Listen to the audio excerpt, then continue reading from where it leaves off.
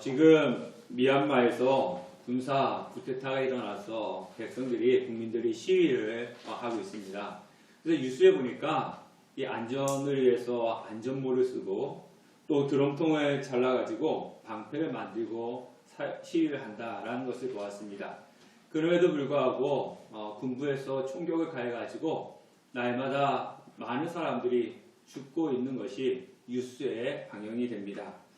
미얀마 군부에서는 이 시위자를 가르쳐서 폭도다 그렇게 이야기를 합니다.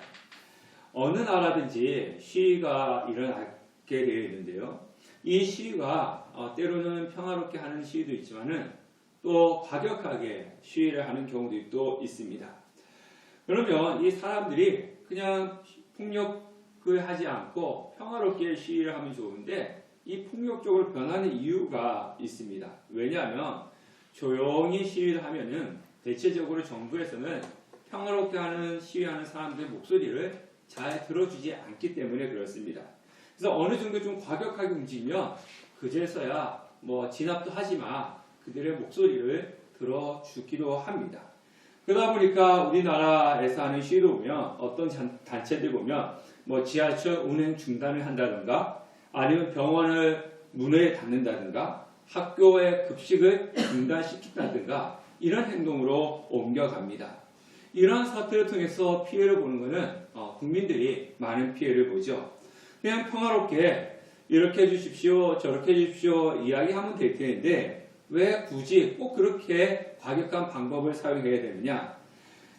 평화롭게 할 때 타협점을 찾고 그들의 의사를 들어주면 좋은데 좋게 이야기할 때는 콧방귀도 뀌지 않습니다. 그래서 조용히 시위하다가 과격해지면 그제서야 타협점을 찾으려고 노력을 하게 됩니다. 이러한 것들이 관습이 되어 버린 것 같습니다. 이거는 사람이 살아가는 세상에도 똑같은 것 같아요. 누가 이긴다 그럽니까? 우리가 흔히 싸울 때 누가 이긴다 그래요? 목소리 큰 사람이 이긴다 그렇게 이야기를 하지 않습니까? 그냥 좋게 이야기를 하면은 그 좋게 이야기한 사람들의 말에 귀를 기울이지 않기 때문에 일단 크게 소리부터 질러놓고 보는 겁니다. 가끔씩 관공서에 가보면요. 오자마자 막 관공서 공무원들에게 막 소리를 지르는 그런 분들을 볼 수가 있습니다. 그러면 이거 조용히 이야기하면 될 텐데 꼭 굳이 저렇게 소리를 질러야 되냐 라면서 마음이 좀 언짢습니다. 그런데 그 사람들이 와서 그렇게 소리 지르는 이유가 있습니다. 소리를 지르면은 어느 정도 효력이 있기 때문에 일단 소리를 크게 질러놓고 보는 것입니다. 아이들도 마트에 가면요. 자신이 좋아하는 장난감을 엄마한테 사달라고 할 때 어떤 방법을 사용합니까? 엄마 나 저거 갖고 싶어 라고 이렇게 사달라고 했을 때 엄마가 사주지 않으면 아이들이 쓰는 방법이 있습니다. 떼를 쓰죠. 심지어 어떤 아이들은 그냥 바닥에 누워가지고 막 팔다리를 흔들면서 그냥 발버둥을 칩니다. 그러면 이 엄마는 다른 사람들의 눈도 있고 또 달래서는 이 아이가 그치지 않을 것 같으니까 할 수 없이 그 아이에게 장난감을 사주는 그런 경우를 봅니다. 아마 여러분들도 그런 경험을 한 적이 있을 것입니다. 이런 일들이 한 번, 두 번 일어나게 되면 아이는 당연히 자신이 원하는 것을 엄마한테 사달라고 할 때 어떤 방법을 쓰냐면은 소위 땡깡을 부립니다. 무조건 때를 쓰는 거죠. 막 바닥에 누워가지고 발버둥 칩니다. 그러면 어머니가 또 그것을 사주기 때문에 그렇습니다. 우리의 생각에 하나님께 기도하는 기도도 이와 비슷하다고 생각하는 그런 경향들이 있습니다. 자, 모든 종교는요, 다 기도가 있습니다. 자신이 섬기는 신에게 드리는 기도가 있다는 겁니다. 기도하지 않는 종교는 없습니다. 근데 우리가 자세히 살펴보면요, 이 기독교처럼 기도를 편하게 하는 종교는 없습니다. 자, 우리 불교를 보세요. 불교를 보면은 108배를 한다지 않습니까? 108배가 뭡니까?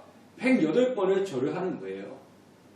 그리고 또 오체투지라고 해가지고 여러분들 뉴스에 보면은 이렇게 길거리에서 몇 걸음 걸어가가지고 이렇게 절을 하고 바닥에 납작 엎드리지 않습니까? 그죠? 땅바닥에 납작 엎드리고 또 몇 걸음 걸어가지고 또 바닥에 납작 엎드리고 이것을 가지고 오체투시라고 합니다. 여러분, 우리가 하나님께 정말 108번의 절을 한번 해보신 적 있으십니까? 아니면 길거리 걸어가면서 몇 발자국 걸어가지고 바닥에 납작 움직이고 또 몇 발자국 걸어가면서 바닥에 납작 움직이고 그러면서 하나님 앞에 기도해 본 적은 있으십니까? 기독교에는 그래 본 적은 없습니다. 자, 무당을 한번 보십시오.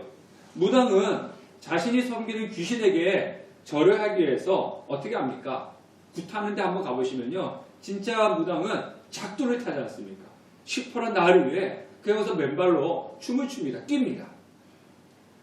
우리가 볼 때는 미친 짓이죠. 근데 그렇게 귀신 앞에 기도를 하고 절을 합니다. 열왕기상에 보면요. 예레미야와 바알 선지자가 갈멜산에서 대결할 때 바알 선지자들이 자신이 믿고 있는 신 앞에 기도를 하는데 어떻게 기도합니까? 처음에는 춤을 춥니다. 처음에는 춤을 추면서 자신의 신을 부릅니다. 근데 자신의 신이 응답이 없으니까 어떻게 하냐면요. 칼로 가지고 자신의 몸을 막 그어버립니다. 그래서 자신의 몸에 상처를 입혀가지고 피가 막 나오게 하면서 신을 찾습니다. 자신의 몸에 자해를 한다는 거죠. 왜 신들에게 기도하는데 이렇게 몸에 피를 내고 막 작두를 타고 그리고 108번 절을 하면서 과격하게 힘들게 기도를 하는 것일까요? 그 이유는 하나입니다. 그렇게 힘들게 과격하게 하면은 자신들이 믿고 있는 신이 자신들이 하고 있는 그 기도를 더 잘 들어주실 것이라고 하는 그런 생각을 하고 있기 때문에 그렇습니다. 바알 선지자들이 자신의 몸을 자해하면서 기도할 때 바알로부터 응답이 없자 엘리야가 뭐라 그럽니까? 이렇게 이야기합니다. 더 크게 소리질러 보아라.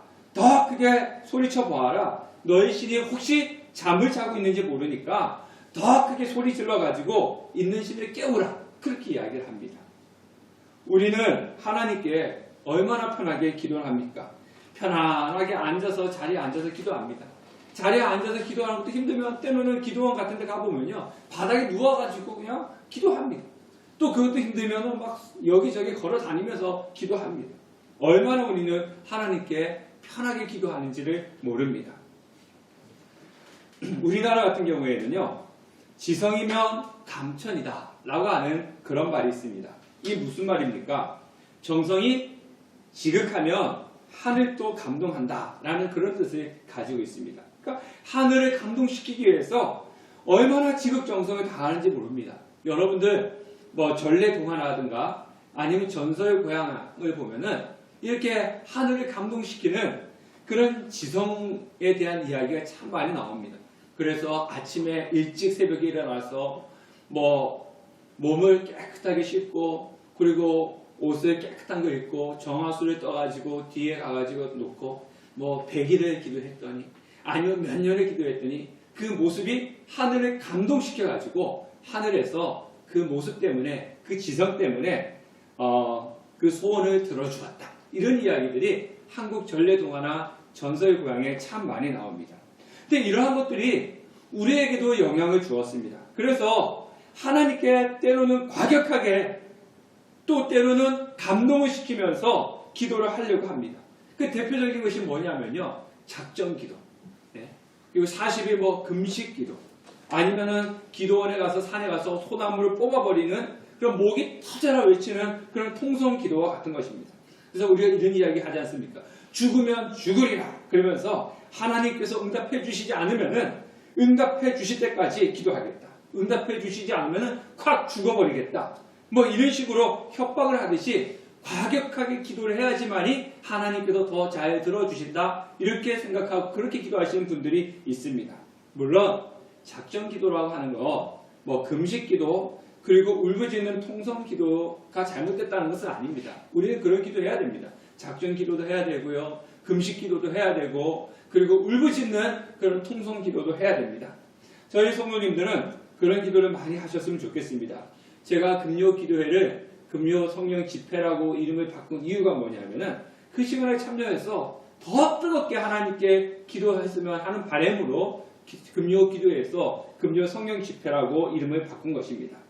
그런데 제가 말씀드리고 싶은 것은 무엇이냐면 우리가 믿는 하나님은요. 우리가 하나님께 기도할 때 생떼를 써야지만이 들어주시고 응답해 주시는 그런 분은 아니시다라고 하는 것을 오늘 말씀을 통해서 살펴보고자 하는 것입니다.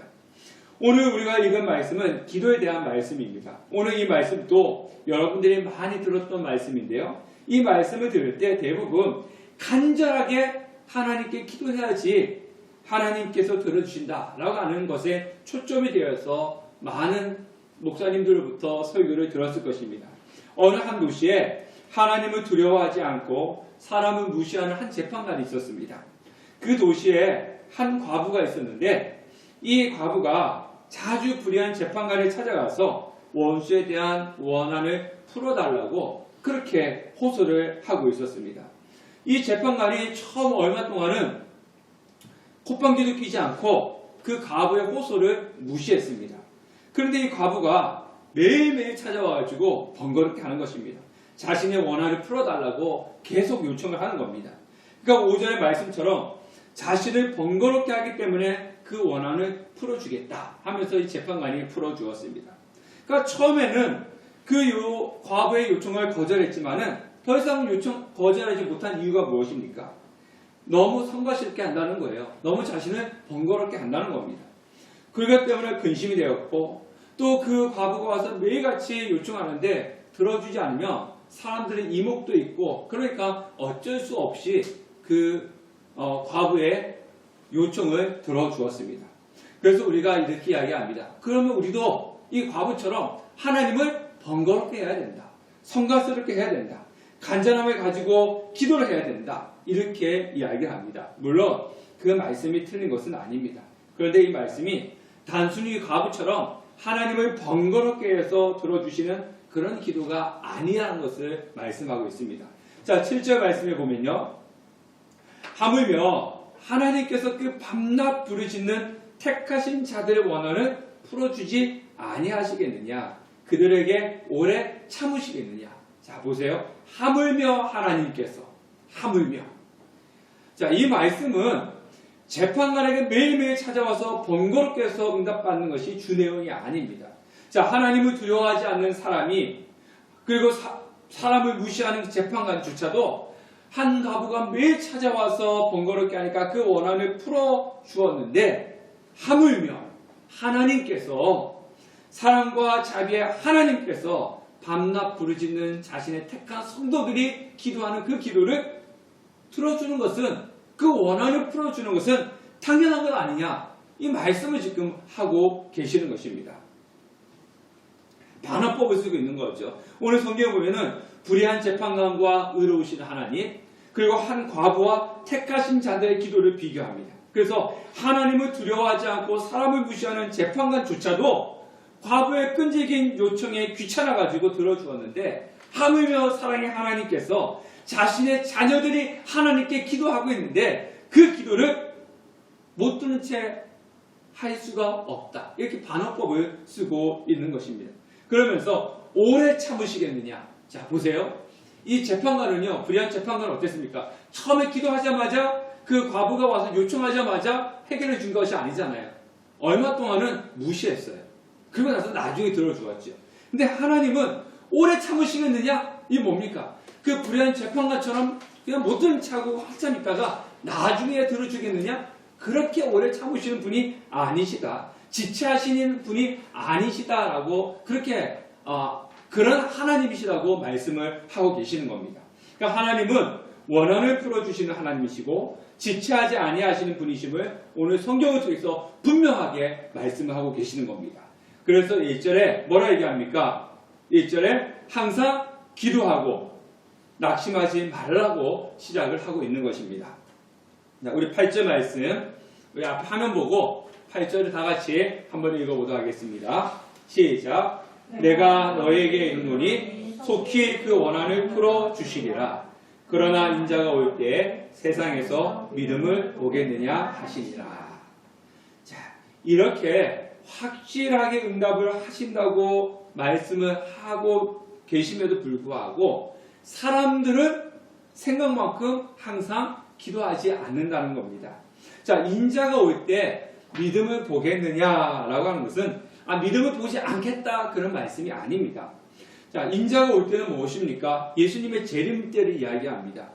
그리고 믿음은요, 이 불의한 재판관에게 한 과부가 했던 것처럼 어떤 공경에 처해야 한다 할지라도 낙심하지 않고 항상 기도하는 그 믿음을 이야기하는 겁니다. 그리고 보겠느냐라고 하는 것은 무엇이냐면요, 밤낮으로 부르짖는 그 믿음을 발견할 수 없다라고 하는 그런 말씀을 하고 있습니다. 그러니까 예수님께서 이 세상에 오실 때는요, 어떤 일이 벌어진다는 거예요.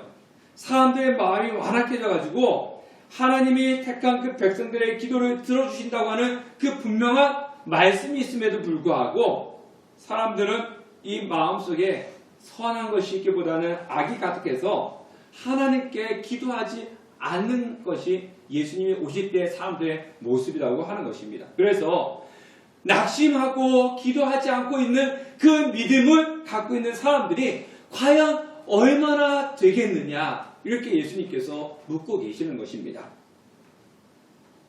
사실 그렇습니다. 제가 이제 여기에 있는 우리 청년 때만 해도요, 금요 기도회, 그때는 금요 기도회가 아니었어요. 무슨 기도회였습니까? 철야 금요 기도회였죠. 저희 기도는, 저희 교회는 9시부터 한 10시 반, 요 1시간 반 정도 이제 하고 끝내는데요. 예전에는 뭐 10시에 시작하면 새벽 1시, 2시, 막 이렇게, 그래서 기도하다가 또 너무 길게, 기도 시간이 기니까 간식도 주워가면서 그렇게 기도를 했습니다. 그 철야 기도였죠. 그때도 보면요, 청년들 기도하러 많이 왔습니다. 네, 많이 왔어요. 그리고 기도원마다 기도하시는 성도님이 되게 많았어요. 그래서 우리 여기서 가까이 있는 하늘산 기도원은요, 심지어 어떤 말이 있었냐면요, 하늘산 기도원에 있는 개조차도 방언을 한다. 얼만큼 많은 사람들이 와서 기도를 했으면은 거기 있는 개조차도 방언을 한다. 그런 말이 있을 정도였습니다. 그리고 제가 중고등 학생들을 많이 지도했었는데요, 학생들이 수업 끝나고 교복을 입고 그냥 교회 오는 거예요. 네. 수업 끝나고 교복을 입고 그냥 교회 와서 금요기도에 참여해서 기도하고 그렇게 갔었습니다. 근데 지금은 어떻습니까? 지금은 확실히 응답된다고 하는 그 하나님의 약속이 있음에도 불구하고 기도하는 성도님들의 숫자가 줄어들고 있습니다. 그래서 예수님은 낙심치 않고 항상 기도하고 있는 그 믿음을 보시겠다라고 그렇게 말씀을 하고 계시는 것입니다. 그래서 우리는 기도에 응답하시는 하나님, 그 신실한 하나님을 믿고 낙심하지 말고 항상 기도하면서 인내로 믿음을 지키는 우리 성도님 되시기를 주님의 이름으로 축원합니다. 자, 그리고 9절부터 14절까지 나오는 말씀이 바리새인과 세리의 기도에 대해서 말씀하고 있습니다. 자, 우리는 대부분 언제 기도하십니까? 무슨 문제를 해결받기 위해서, 어려움을 문제받기 위해서, 어려움을 해결하기 위해서 우리가 하나님께 기도합니다. 그래서 기도라고 하는 것은 나의 문제를 해결해 주는 것, 나의 내가 원하는 것을 하나님께서 들어주셨으면 하는 마음으로 우리가 기도하는 것입니다. 물론 하나님께서 우리 문제를 해결해 주시고 그리고 우리의 소원을 이루어 주시는 것은 맞습니다. 그런데 그것은요, 기도라고 하는 그 틀 속의 한 일부분입니다. 기도는 또 다른 그런 목적도 있습니다. 그 목적 중에 하나가 뭐냐면 내 죄된 본성을 죽이는 역할을 하는 것이 또 기도라고 하는 것입니다. 제가 오래전에 아는 부부가 있는데요, 지금은 연락하지 않습니다. 오래전에 알았던 분이기 때문에 그렇습니다. 근데 그분들은 참 기도를 오래 하셨던 걸로 제가 기억이 납니다. 보통 기도하면은 2시간, 3시간까지 막 이렇게 기도를 하십니다. 그 당시에 저는 아무리 기도를 오래 한다고 해도 1시간 넘기기가 참 힘들고 어려웠는데 그분들은 앉으면 기본이 2시간. 네, 그렇게 기도를 하시는 거예요. 참 대단하다. 제가 개인적으로 많이 그랬던 분들인데, 여자분은 새벽에 기도하러 오시면 제일 늦게 집에 가시고, 그리고 낮에도 와서 기도하시고 그랬습니다.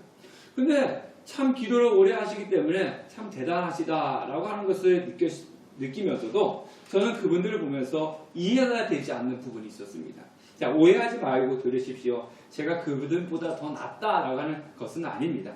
자, 그 부분은요, 그렇게 열심히 기도하는데 다른 사람들에게 이미지가 참 좋지 않았습니다. 그러니까 다른 분들이 그 사람들을 그렇게 좋아하지 않았어요. 그래서 제가 이해가 되지 않는 것은 저분들은 저렇게 열심히 기도를 하는데 왜 저런 모습밖에 보여주지 않을까?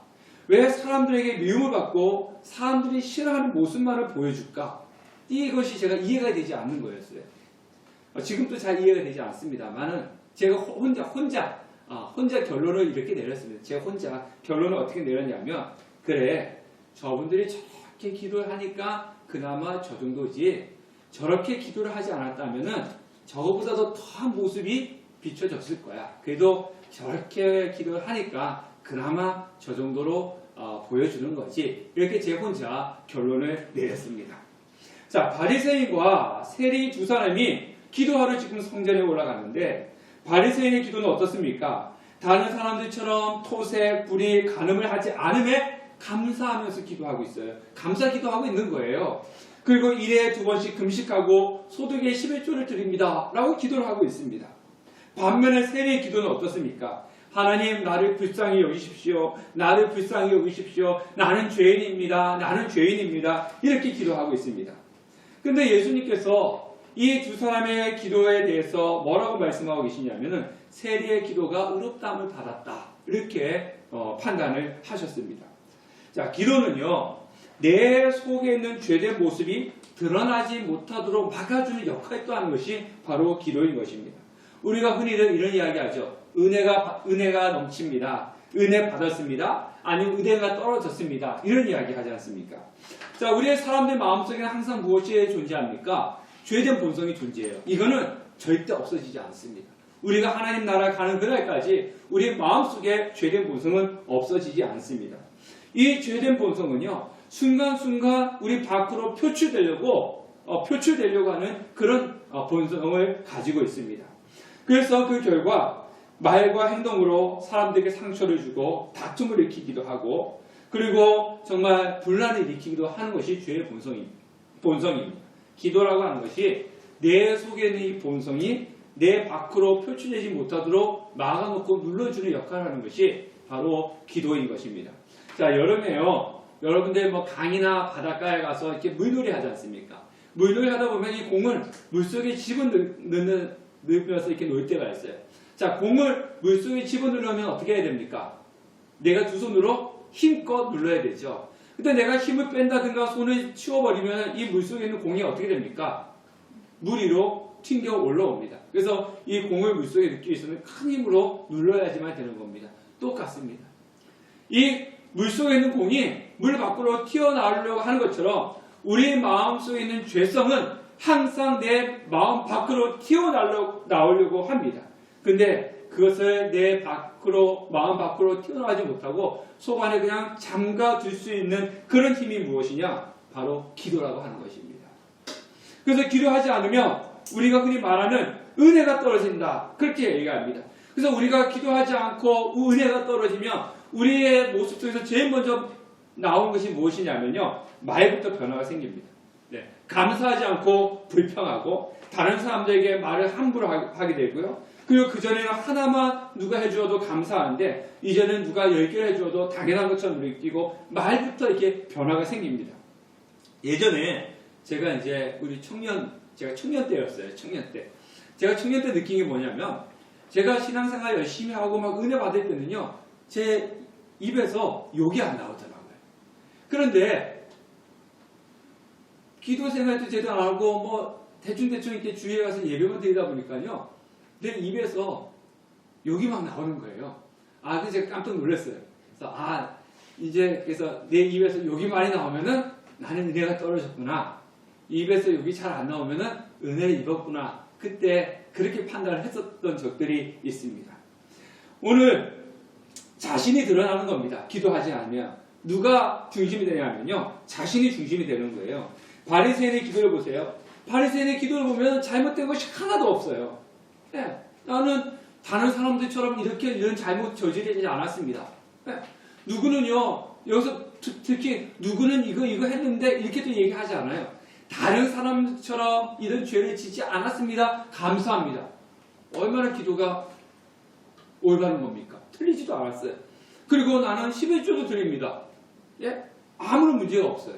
그런데 이 기도의 문제점은 무엇이냐면요, 자신을 드러내는, 자신이 중심이 되는 그런 기도였다고 하는 겁니다. 반면에 세리의 기도는 무엇입니까? 하나님 앞에서 자신이 드러낼 것이 없다라고 합니다. 세리는요, 지금으로 따지면 어떤 사람이냐면요, 사람들한테, 유대인들한테는 쉽게 말하면 우리나라 사람들한테는 친일파와 같은 거예요. 친일파와 같은. 근데 친일파들이 공통점이 있죠. 한국 사람들한테는 욕을 먹지만은 그들은 부자였어요. 친일파도 부자였잖아요. 세리가 유대인들에게는 그런 사람들입니다. 로마에 붙어 사는 사람들이지만은 돈 많은 부자들이었습니다. 그러니까 자랑할 거 있겠죠. 왜 없겠습니까? 나는 가난하지 않게 해주시면 감사합니다. 부자가 되게 해주시면 감사합니다. 할 수 있는 거잖아요. 그럼에도 불구하고 세리가 하는 기도가 뭐냐면은 가슴을 치면서 저는 죄인입니다. 저는 죄인입니다. 나를 불쌍히 여겨주십시오. 내 자신의 중심이 아니라는 겁니다. 하나님 편에서 자신을 바라보니까 죄인이고 내어놓을 수 있는 것이 하나도 없습니다. 하나님 저를 용서해 주시고 도와주십시오. 이렇게 기도를 하고 있는 겁니다. 그러니까 그 안에 은혜가 넘치는 것입니다. 그리고 우리는 기도를 언제 많이 하십니까? 여러분들이 어떤 상황에 처했을 때 기도를 많이 하십니까? 어려움이 있을 때 기도 많이 하시죠. 어려움이 있을 때 많이 기도하십니다. 그래서 어려움이 닥쳤다든가 문제가 생겼을 때 그 어려움을 해결받기 위해서, 문제를 해결받기 위해서 기도를 많이 합니다. 자, 여러분, 병에 걸리고 나서 병을 치료받는 것이 더 나을까요? 아니면 병에 걸리기 전에 예방하는 것이 더 나을까요? 뭐 어렵습니까? 병에 걸리고 나서 치료받는 것보다 병 걸리기 전에 예방하는 것이 더 낫지 않습니까? 지금 코로나 때문에 전 세계적으로 지금 백신을 맞고 있는데 뭐 어떤 백신이 안전하니 아니면은 뭐 불안하니 아니다 상관없다 백신은 꼭 맞아야 된다 뭐 등등 지금 이런 이야기들 많이 하지 않습니까? 자, 우리가 왜 전 세계적으로 지금 백신을 맞으라고 합니까? 코로나 걸리지 말라는 거죠. 코로나 걸려서 기저질환이 있는 분들이 사망한다든가 아니면 코로나 걸려서 정말 병원에 가가지고 정말 치료를 받는 것보다 백신을 맞고 나서 코로나 안 걸리는 것이 더 낫기 때문에 백신을 맞으라고 예방 차원에서 그렇게 하는 거 아니겠습니까? 그래서 우리는 예전에도 독감 예방 주사를 맞는다든가 뭐 말라리아 예방 주사를 맞는다든가 뭐 그런 예방 주사를 맞는 이유도 다 똑같은 겁니다. 미리 맞아서 예방하는 것이 낫지 걸려서 고생하면서 치료하는 것은 힘들고 어려운 거예요. 제가 기도는 많이 못하지만 기도를 하는 가운데 경험한 것이 하나가 있는데 그것이 무엇이냐면요. 기도라고 하는 것은 나에게 어려움이 일어났을 때 그것을 해결해 주는 역할도 하지만 나한테 어려움이 일어나지 않게끔 예방해 주는 것도 기도라고 하는 거예요. 데살로니가전서 5장 17절 말씀 보면은 쉬지 말고 기도하라고 이야기합니다. 오늘 1절 말씀에도 보면 항상 기도하라고 말씀을 하고 있습니다.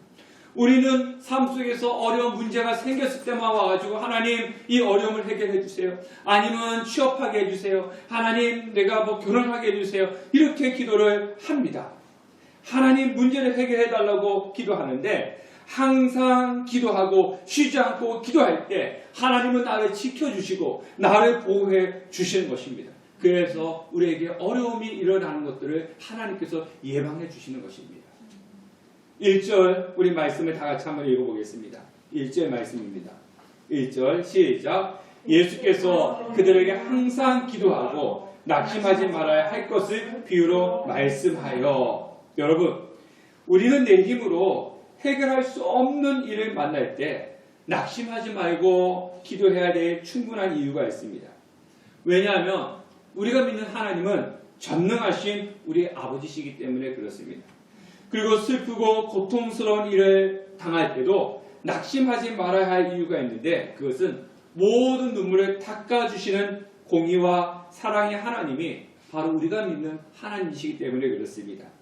그리고 방황하고 맴도는 삶을 살지 말아야 하는 이유도 무엇이냐면 하나님께서 우리를 보호해 주시고 보상해 주시기 때문에 그렇습니다.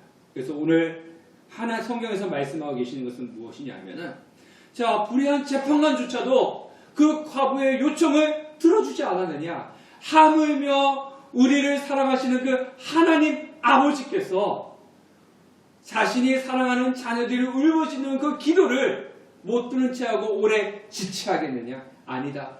반드시 하나님은 그 기도를 들으시고 응답해 주실 것이다. 그것을 반드시 믿고 그리고 그 약속의 확실함을 가지고 낙심하지 말고 기도해라는 겁니다. 당장 내가 오늘 기도했을 때 그 기도 응답이 오늘 나오지 않는다 할지라도 낙심하지 말고 항상 하나님께 기도하면 하나님은 반드시 그 기도에 응답을 해 주실 것이다. 그러니까 쉬지 말고 하나님께 기도하라고 하나님께서 말씀하고 계시는 것입니다. 사랑하는 성도 여러분, 하나님은 나의 원한을 속히 지체하지 않고 응답해 주십니다. 그 약속을 하고 계십니다. 하나님은 그 믿음을 보시겠다라고 말씀을 하고 계시는 겁니다. 여러분들 깨어 기도하십시오. 항상 기도하시고 정말 쉬지 말고 기도하시고 그 기도를 통해서 나의 문제를 해결해 주시는 하나님뿐만 아니라 나를 지켜주시고 보호해 주시고 문제가 일어나지 않도록 미리 예방해 주시는 그 하나님, 그 하나님의 은혜를 경험하는 우리 성도님들 되시기를 주님의 이름으로 축원합니다.